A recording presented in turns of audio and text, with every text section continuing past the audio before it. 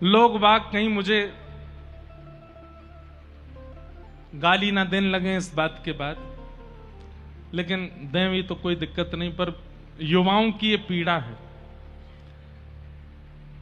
उन्होंने कहा महाराज जी, हम जिन आचार्य चरणों को महापुरुष मान करके वंदन करते हैं, दंडवत करते हैं, प्रणाम करते हैं, सर्वस्व मान लेते हैं, फिर उन्हीं आचार्य चरण को कोई दूसरे श्रेष्ठ आचार्य चरण अपशब्द कह दें तो हमें क्या करना? हम उनको भी मानते हैं, हम इनको भी मानते हैं, हम उनको भी आचार्य स्वरूप मान करके वंदन करते हैं और इनको भी। इनकी कृपा से हमारे जीवन में भक्ष भक्ष खाते थे वो छूट गया, गलत आचरण करते थे वो छूट गया।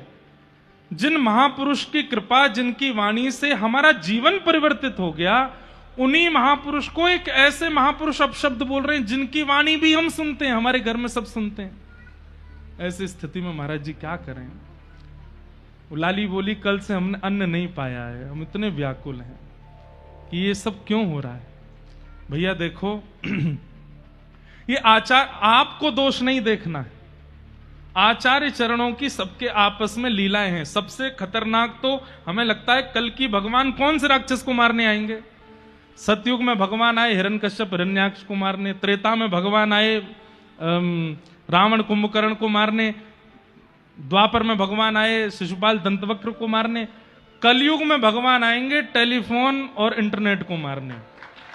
सबसे गंदे हैं ये। इन दोनों ने कोई नाम कल की है, आगे चल के हो सकता है क्लिक ही हो जाए, एक क्लिक करेंगे डिलीट, सब खत्म। जिस दिन पूरे विश्व का इंटरनेट बंद हो जाएगा उसी दिन कलयुग विश्राम और सतयुग प्रारंभ होगा। आपसे हमारी प्रार्थना है, कल को कितने भी श्रेष्ठ आचार्य चरण अगर किन्हीं महापुरुष के बारे में कुछ ऐसा बोल दे रहे हैं, आप उसको केवल आपसी विनोद समझो, उसको ज्यादा हृदय पर लेकर के आपको क्यों करना है चयन, कौन श्रेष्ठ कौन अश्रेष्ठ? आपके लिए सब श्रेष्ठ होने चाहिए। नित्यानंद महाप्रभु कल सुन रहे थे ना कथा में, वो घर घर जाके कहते हैं, बोले तुम्हारे बर्तन हम धो देंगे, तुम्हारे घर की सब्जी हम बना देंगे, तुम तो केवल हरि बोल बोलो। जब वे ये बात कह सकते हैं, चैतन्य महाप्रभु कहते हैं कि इस कलयुग में किसी जीव का त्याग नहीं करना, किसी जीव का उद्धार नहीं करना, सबको स्वीकार करना है। क्यों? क्योंकि उसमें जो दोष है ये उसकी कमी नहीं है, ये कलयुग का प्रभाव है। तो कलयुग है, कई बार ये कलयुग अपना प्रभाव इस भांति दिखाता है कि हमें लगता है कि आचार्यों में आपस में विवाद हो रहे हैं, हम भक्त किस राह पे जाएं? आप तो जिस राह को पकड़ लिए हो उसी पे ही चलते चलो। क्या चैतन्य महाप्रभु का विरोध नहीं हुआ था? उनका भी विरोध हुआ था। क्या श्रीमद रामानुजाचार्य जी का विरोध नहीं हुआ? क्या रामानंदाचार्य जी का विरोध नहीं हुआ? क्या कबीरदास, अरे औरों की छोड़ो, तुलसीदास जी का विरोध नहीं हुआ? मीराबाई का विरोध नहीं हुआ? तो ये विरोध होना, संयोग होना, ये तो चलता है। और एक बात और बता दूं मैं आपको, जब वे ही दोनों आचार्य चरण आमने सामने होंगे तो ऐसे गले लग लग के रोमेंगे कि देख के आप भी न्योछावे रह जाओगे। ऐसे हृदय से लगावेंगे, अरे मेरो भैया मिल गयो, अरे मेरो प्रियतम मिल गयो, मेरो प्रिय।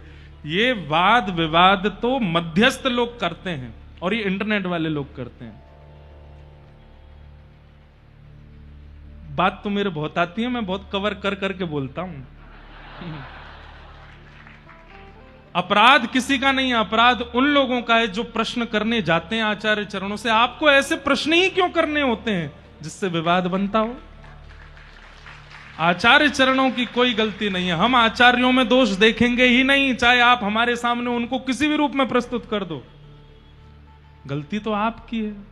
वे तो बेचारे आचार्य चरण तो बड़े भोले हैं, उनको क्या पता होता है कि सामने हमारे कैमरा लग रहा है, ये लग रहा है, ये केवल अपने कंटेंट वायरल के लिए हमसे ऐसे। आपको पूछना ही नहीं चाहिए ऐसा भाव किसी से भी। अरे ऐसी बातें पूछो जिससे विवाद शांत होता हो, ऐसी बातें नहीं कि जिससे आग और तेज हो जाती हो।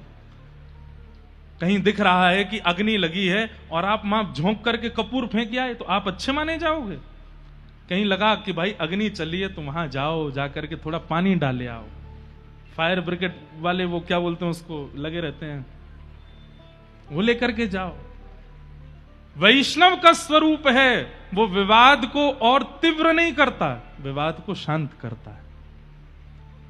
इसलिए हमारी आपसे प्रार्थना है, कभी भी किन्हीं भी आचार्य चरणों के समीप जाइए, हमारे पास भी आइए, हमसे भी किसी और की बातें मत कहिए। कई लोग बोलते हैं महाराज जी आपसे पहले वो वाले महाराज जी आए थे, वो तो ऐसा ऐसा कह रहे थे, उन्होंने तो ऐसा ऐसा कहा। आपको क्यों दोनों के बीच में चिंगारी डालनी है? उन्होंने जो कहा वो सुन लिया, अब हमारी बात सुन लो, बस जिसमें आपको निष्ठा होती है उसका पालन करो। हमारी आपसे प्रार्थना है ये वाद विवादों में मत चलो, बहुत कम समय बचा है हमारे पास में, जीवन बहुत छोटा है।